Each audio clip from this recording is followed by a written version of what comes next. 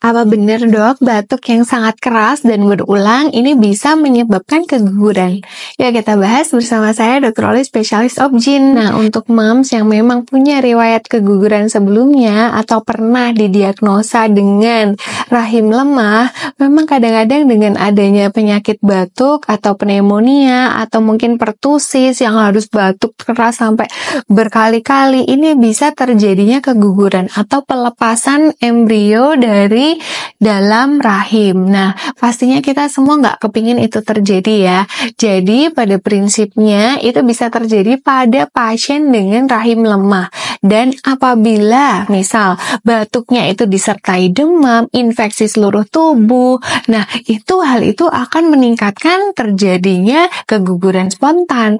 Nah, tapi itu banyak cara untuk mengatasinya. Yang pertama, memang kita harus meningkatkan daya tahan tubuh, kita harus memberikan yang terbaik langsung ke dokter itu untuk diperiksa dan diberikan obat secara antisipasi supaya si baby itu lebih merekat dengan baik, tidak terjadinya keguguran. Dan yang ketiga, kita bisa mendapatkan vaksin, bisa vaksinasi influenza, bisa juga vaksinasi TDAP, jadi tetanus, difteri, pertusis itu boleh kok pada saat hamil. Semua itu tetap dilakukan pada saat kondisi yang sehat, karena vaksinasi apabila kita lakukan pada pasien yang sakit, hasilnya nggak akan optimal.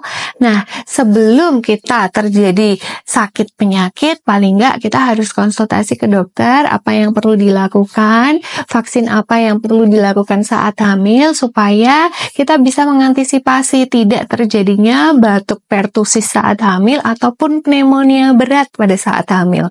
Jadi untuk moms jangan takut, memang keguguran bisa terjadi, apalagi yang memang udah punya riwayat dulu rahim lemah. Tapi kalau moms nggak punya riwayat rahim lemah, nggak apa-apa kok, tetap ke dokter, nanti akan diberikan untuk progesteron untuk baby biar makin kuat, penguat, dan juga akan diberikan obat untuk batuknya supaya nggak tambah parah.